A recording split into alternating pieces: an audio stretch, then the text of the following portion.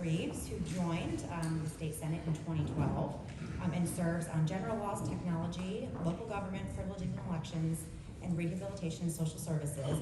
And I will say, when I talk about the districts, this is with the caveat that it will change going forward. But he currently represents all of Orange County, part of Spotsylvania, all of the city of Fredericksburg, Culpeper, part of Albemarle, and part of Louisiana. Maybe at the end of the program we can maybe get to a little bit about what those changes will look like. We also have Delegate Durant, who has been a member starting this year. She serves on education, transportation, and finance. And certainly last but not least, we have Delegate Orrock, who's been a member since 1990, our dean of our delegation here, and serves on as the chair of Health, Welfare, and Institutions, and also serves on finance, agriculture, Chesapeake, natural resources, and rules, and represents part of Spotsylvania and Caroline County. And I should have said that Delegate Durant represents part of Stafford County and part of the city of Fredericksburg. So thank you all so much for being here today. I know it's not always easy or comfortable to be in the hot seat, but we really appreciate you taking the time to come and speak about the issues that are facing the business community. Before we get started, I also wanted to say thank you to members of our Legislative Affairs Committee. I know I have a few of y'all in the audience, so Mark Steele and Eric Fletcher and anybody else who I might have missed, if you'll just stand for a moment and be recognized. These are the folks who work on the priorities that we're going to talk about today. We certainly talk a lot about those issues, but we also want to hear from you all. So if there's a business issue that you're facing or a topic that you want to bring up, please find one of us on the committee or certainly your chamber staff, and we are happy to consider those going forward. We do have one legislative priority that I would like to read. Bear with me on my papers here. Okay. This is not going to be a shock to anyone who's come to these before. Our one legislative priority, these are the position that we're actually asking these members to take an active role on in the 2023 General Assembly session. The Chamber requests the legislative ability to establish a regional transportation authority so that the Fredericksburg region may explore the opportunity of raising and spending dollars locally on transportation projects of importance. We also have a set of standing positions that guide how we would make a decision on an individual piece of legislation, but those are not topics that we're going to ask them to actively participate in 2023. We would be happy to make any of those things available. If you are interested in reading them, we can certainly email them to you. I do have a list of questions that we'll pull from that certainly touch on our main priority and then also touch on some of the other priorities that we have in those standing positions. We want to hear from you all, though. We're going to focus on transportation, education, and workforce, but I will invite you to also bring your questions up. I'll do a couple of the ones that we've prepared in advance, and then I'll head it out to the audience for some as well. If you do have a topic that maybe needs a little bit more discussion, don't be offended if I cut you off. We do want to keep this moving and address several topics, so I do encourage you after we're done to come up and chat with these folks and continue that conversation. So with that, we'll jump in.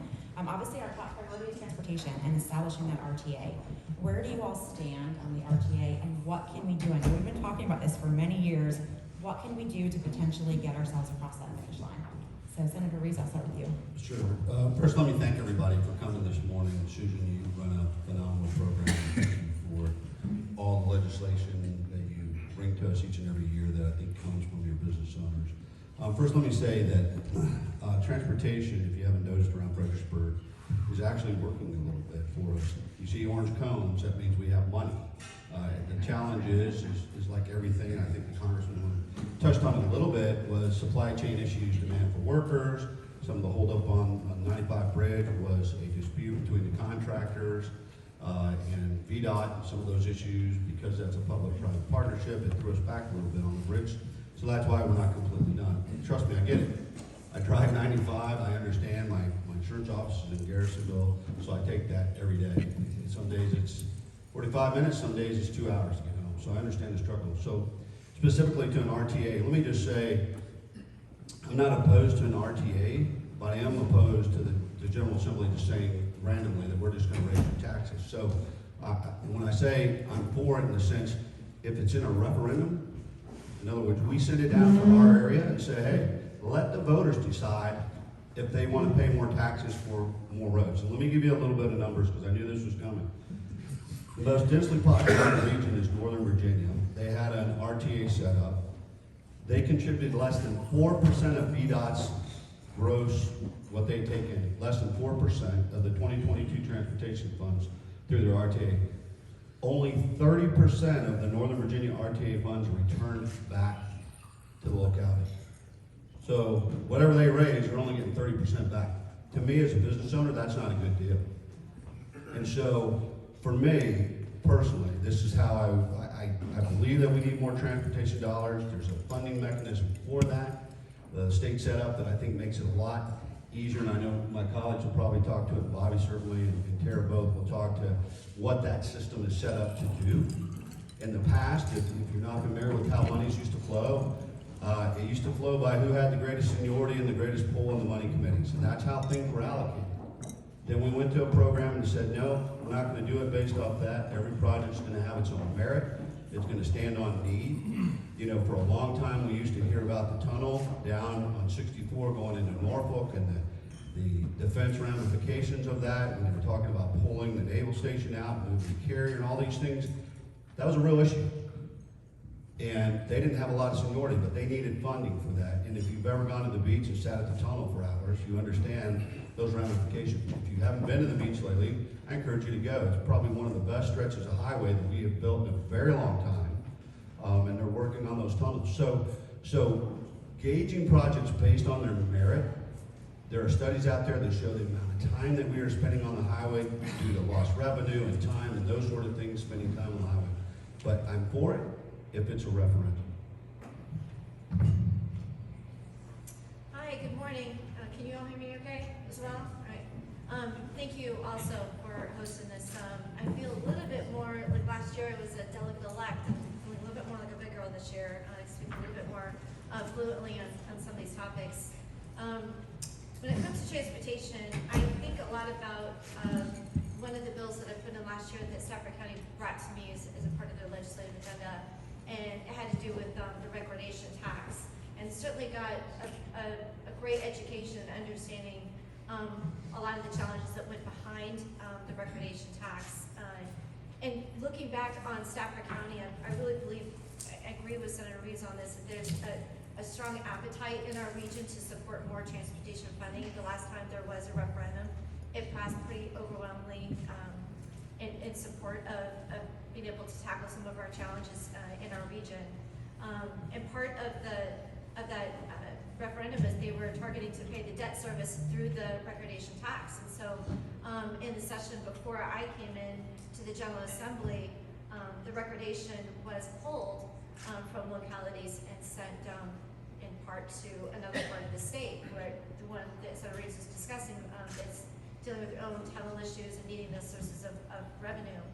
So when I pull into and bring this bill to the General Assembly, it really was not a partisan challenge. It was more of a regional issue. It wasn't a fight against R&Ds on either side. It was more, we're all struggling to get access to funding to tackle our own individual issues.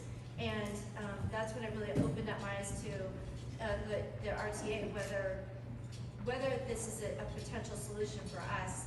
A lot of the different members in the General Assembly were sort of insulated because their localities, North Virginia, Richmond, the Hampton Roads region, they have their own, and so this really did not impact them. And I think considering that we have one of the worst hotspots consistently in the country in our region, we need to have our own priority and be able to have a seat at the table. I think that I agree with what Senator Reeves says. I would like to see if there is overwhelming support, as I suspect there is, but I wouldn't want it to come from a top-down approach from Judge Summit. I'd like to hear from voters on that.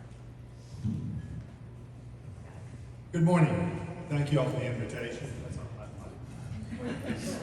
mic. And I talk loud, but anyway. So good to see all of you out here this morning. There are a few things in politics that never go away. One is me.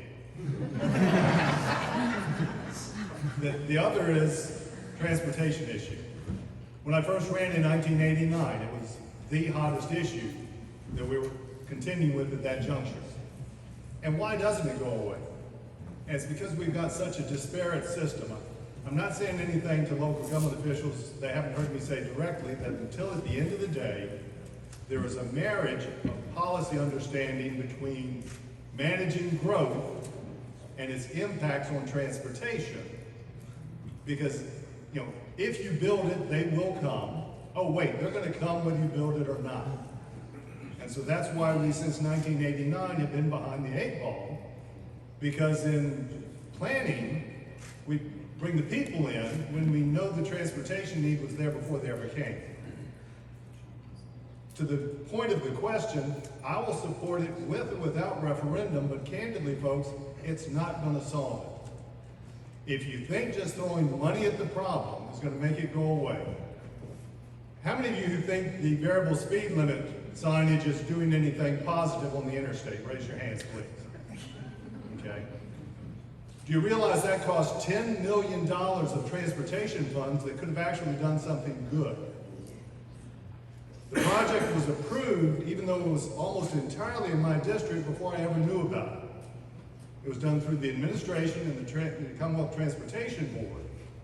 And once it was approved, and I read about it in the paper, that's the first I heard, I asked folks on the board, I said, can y'all tell me anywhere in the country a variable speed limit program has worked, or even been tried? And the short answer was, it's been tried, but the jury's still out. But we're going to still spend $10 million to make it work here. Part of the problem in my mind we have, and we're trying to address at some of the smart scale, and Congresswoman Abigail Spanberger spoke to it to a measure, we're not taking care of the maintenance that's necessary. We're not being proactive in our planning. I will support the local efforts, but folks, that's not going to be the panacea, the cure-all that you think it might be. We've got to address other means of addressing the transportation problem. And to me, y'all are a big part of that answer, because at the end of the day, until we have the jobs here that are going to pay competitive what Northern Virginia is paying, the folks are going to keep driving to Nova. And so when we create the jobs in our local community where people don't have to commute, then you found a truly viable solution, because you'll get the revenues generated locally from that business, and it's a win-win all the way around and improves the quality of life and all the above. So that's a great segue into the next question.